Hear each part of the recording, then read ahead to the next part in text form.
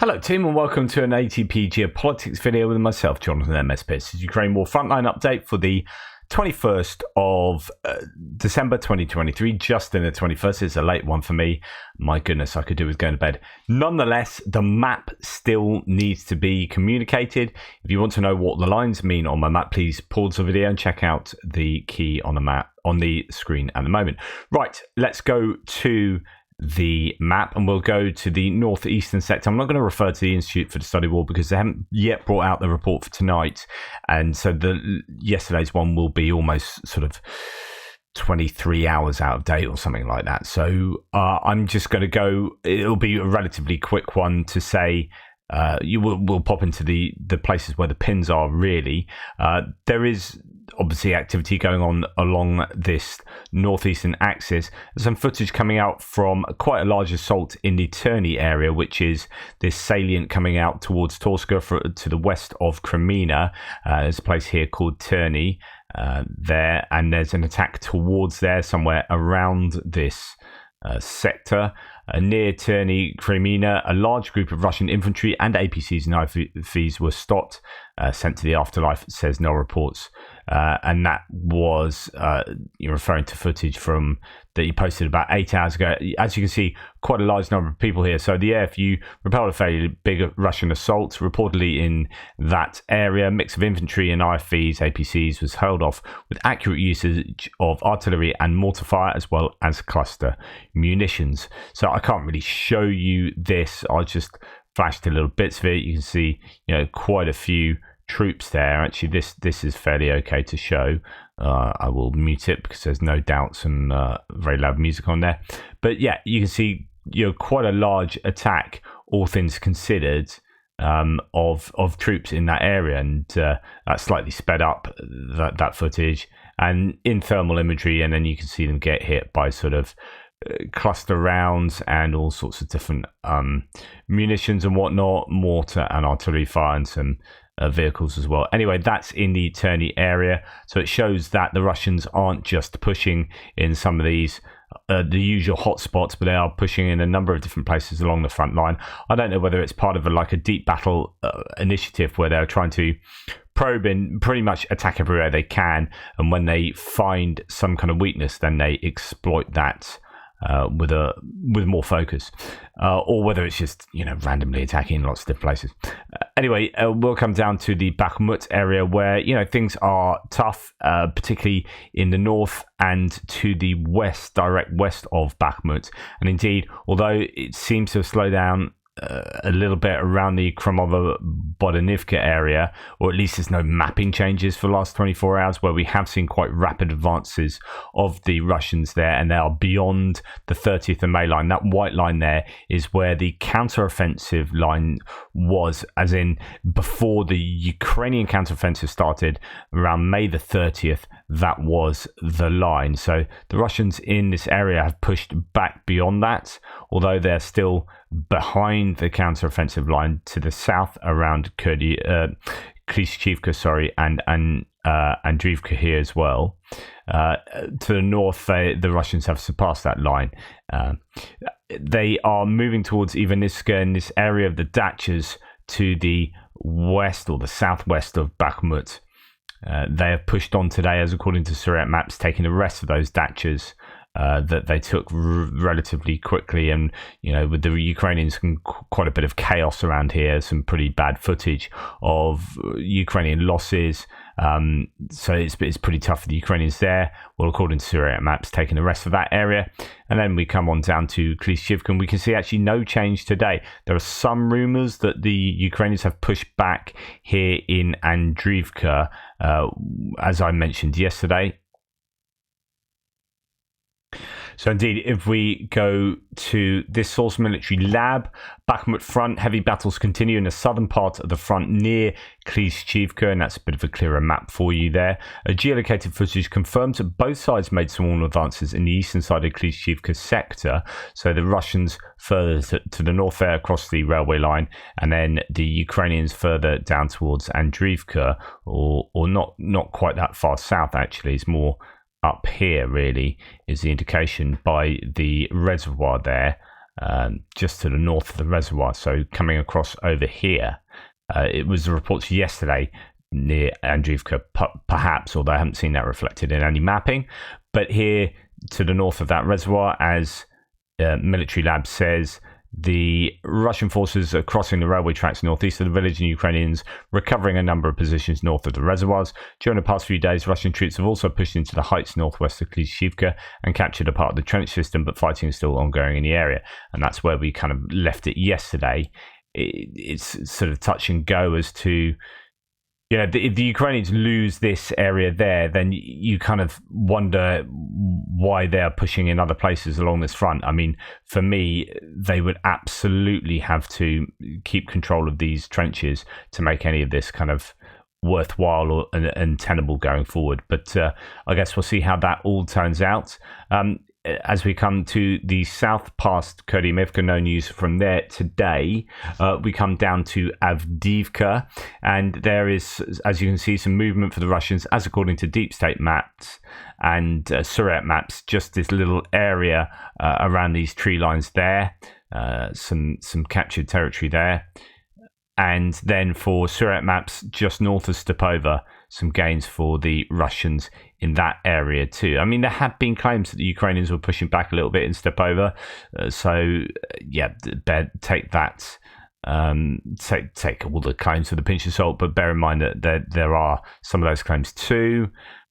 Here we have Suriyat maps saying the Russian army continues advancing along the railway, approaching the Zaria Datches, so that's near Novomykhailivka, and then also saying that the Russian army is taking control over the tree line west of the railway, forcing the Ukrainian army to withdraw towards the positions adjacent to the village of Bridgehead. And this, if you remember ages back, there was a claim from Suriyat maps that the Russians had forced their way through Stepova and got into Bridgehead and blah, blah, blah, and that was all broadly nonsense. And since then, it's been just fighting along this railway line, these tree lines here, and then trying to inch their way forward through Stepova, being pushed back a number of times, and then subsequently taking some ground to the north. And that is pretty challenging, because as they move on inch by inch further to the north of Avdiivka, you can see that the neck of the cauldron here becomes more and more difficult to maintain as the supply lines are challenged. So this one coming down south via Bridgehead, this one here, if Bridgehead was to fall, then you'd imagine this supply line would be somewhat compromised, and then really it gets very, very difficult to get supplies into Avdiivka and defend it here. And you would think that it is a bit touch and go in all of these areas, and we'll come on to the south in a second as well. So anyway, the idea here is that the Ukrainians are pulling back from Stepova, as according to Suriyat maps. Barracuda here says a Russian kamikaze drone has targeted Ukrainian BMP-1s and 2s in the village of Tonyenka to the north of Vodjania with several kamikaze drones. So that is a challenge for the Ukrainians. I can't really show that, but that is around this area, Tonyenka. So the Russians are using their own kamikaze drones, and they're using them effectively. That is geolocated to here. Just plug that in, just give you a sense of exactly where they're hitting. But of course, both sides are hitting with kamikaze drones. We even heard that the Ukrainians hit somewhere 29 kilometers behind the front line, as I reported this morning. So, to be fair, they're anywhere around here is fair game for loitering munitions. You can imagine both sides are just flying up as many drones as they possibly can to give the opposition something to think about. So it is worrying. Tonyenka is a bit of a worry, or this area, Severny Tonyenka, because if Suriyat maps is correct, the Ukrainians have been put under mounting pressure along this flat land, and if the Russians can take here, then pretty much they can take anywhere, because that's the easy. I would argue this is one of the easier places to defend, other than maybe the coke plant, because it's so difficult for the Russians to get in there. That's why I was saying, however, if they do get in there, then it's all kind of game over. But the Ukrainians are able to hold them off there. But here, it's just very flat land, and you can be seen for a long way away. And so that the Russians, according to Surat maps at least, and somewhat with the other mappers, that the Russians are making gains in these areas towards Severny is a real challenge, I think, for the Ukraine. I mean, it's a challenge everywhere around there. I can't see any of this not being a big threat to the Ukrainians on a consistent basis. Right, then we come on down to Novomykhailivka, and interesting news from there today. And this kind of validates some of the claims that I've been making, that Andrew Perpetu's been making, that Novomykhailivka is important. And you can tell it's important because the Ukrainians have mounted a counterattack here, and actually they're not really attacking anywhere, and they're losing ground in an awful lot of places, or in a number of places, sorry. And so to see them counterattack here, I think indicates that this is significant. So that they're putting up a fight in all of the areas where the Russians have accumulated and pressed themselves. So the Ukrainian army repelled all the Russian army attempts to enter Novomykhailivka, and then they captured some of the farms to the south of the town. And this is an area that was taken previously. And as you can see, actually, there's quite a significant amount of ground that the Russians are no longer in control of, as according to Surat maps. Although, they've indicated just this blue area there, actually this whole area was red. So as you can see there, that's the old color red underneath. So actually, that signifies that the Ukrainians have control over that, and that this area is grey zone, and this area is the Russian control. But the Russian control was all the way over there, including the Ukrainian control and the grey zone area there. So that's just to explain the difference in the areas indicated in that map. So yeah, this whole area here, the Russians have been pushed back, and I think that is very significant. Good news for the Ukrainians. It's going to be interesting to see how this one plays out going forward, because I think both sides really want Novomykhailivka. And then going on, so this is actually what No Report says, which paints a slightly different picture actually, but it might be a little bit delayed. So this is almost where Surat maps was the day before, really. Reassessing the situation, Russian forces control more area south of Novomykhailivka than previously confirmed. Geolocated footage shows the Russian forces present in this area confirming control. The Ukrainians pushed the Russians somewhat back in the red circle. So that's the pushing back today, but the mapping up to that area is something they hadn't previously had. So I guess it's a little bit of a catch up for No Reports there. And then actually some footage as well. I can't really show it, but you can get, where to look for these bits of footage, although they're not linked below. The one earlier was No Reports. So if you find No Reports on Twitter, you can see the one in the Terny area, and this one in Novomykhailivka. This is footage from a recent failed Russian attack east of Novomykhailivka, and it's appeared a Russian BMP-3 delivers infantry, and after a while they needed to retreat due to heavy losses. And yeah, so lots of sort of fighting. You can see the conditions, very snowy. Lots of close combat going on there, so you can go and watch that at your leisure. But please bear in mind that those people that you're watching certainly are not living a life of leisure. So as we come on past Novomykhailivka, where again all of these places, I mean you feel like not so much Novomykhailivka, because actually we haven't concentrated on that so much over the months, but you go to Avdiivka, you feel it so well, and every area of that, and Bakhmut too, you just feel some kind of connection to these places, even though they're just areas on a map that we just pore over. But you can't help but get connected to the mapping. Well, at least that's the case for me. Velika Novosilka, nothing to report there, and actually Robotyne, not too much to report in that area either.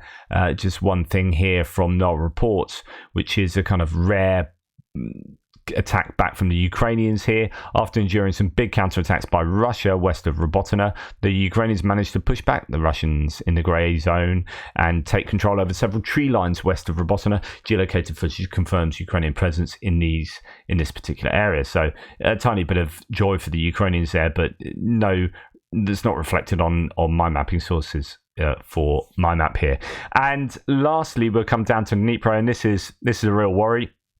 This is Andrew Perpetua agreeing essentially with what Suryat Map said yesterday, which is that the Russians have pushed back in this northeastern area of Krynky and taking all this, mainly the grey zone, off the, taking control of the grey zone, I guess, and pushing the Ukrainians back. This is, as I say, it's a bit of a worry. Not having seen any substantial gains for the Ukrainians in this area for 6 weeks plus has made me say for a long time that I think it's a bit borderline around here.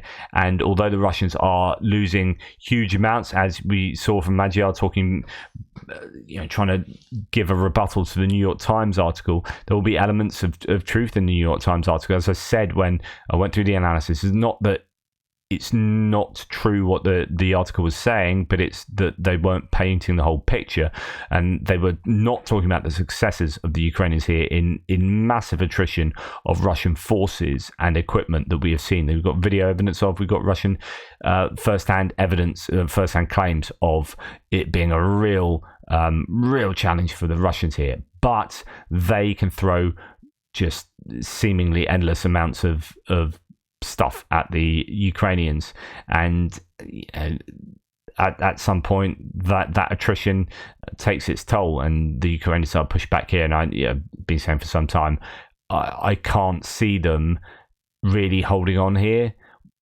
If they can't expand, then they will just be attrited away, and the amount of damage done to these sort of areas with Gimlers, guided multiple launch rocket systems, and or not so much guided, but multiple launch rocket systems, to be honest, and aviation. It's just it's a real challenge. Same actually can be said for Novomykhailivka, where if you look at Andrew Perpetua's map, the Russians have absolutely hammered it with aviation over here in the middle. So those are your big FAB 500 or bigger bombs, and then over in this area they've just absolutely mullered it with multiple launch rocket systems. So your BM-21 Grads and Smerch and whatnot, just absolutely hammering it repeatedly, because obviously they know how important it is.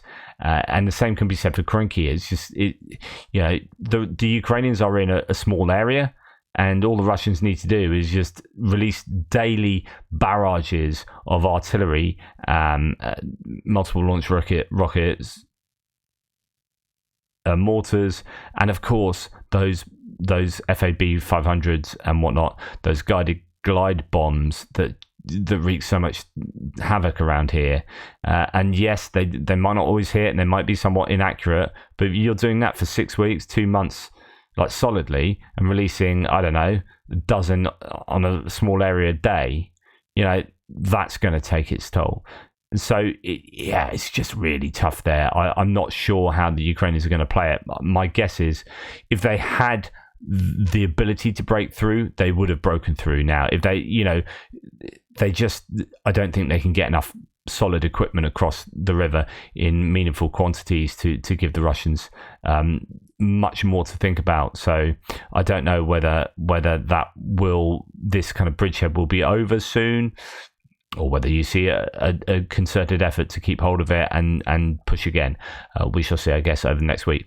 Anyway, that's the Frontline update for you. Please let me know what you think. I wanted to do today, I just didn't have time.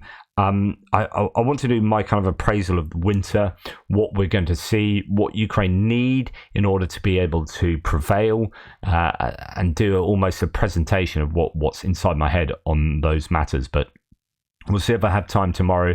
Although I've got family visiting, it's going to be a bit of a crazy day tomorrow. So my video output might be somewhat different again in terms of timing and what I produce, but apologies for that in advance. Anyway, take care everybody, and I'll speak to you tomorrow.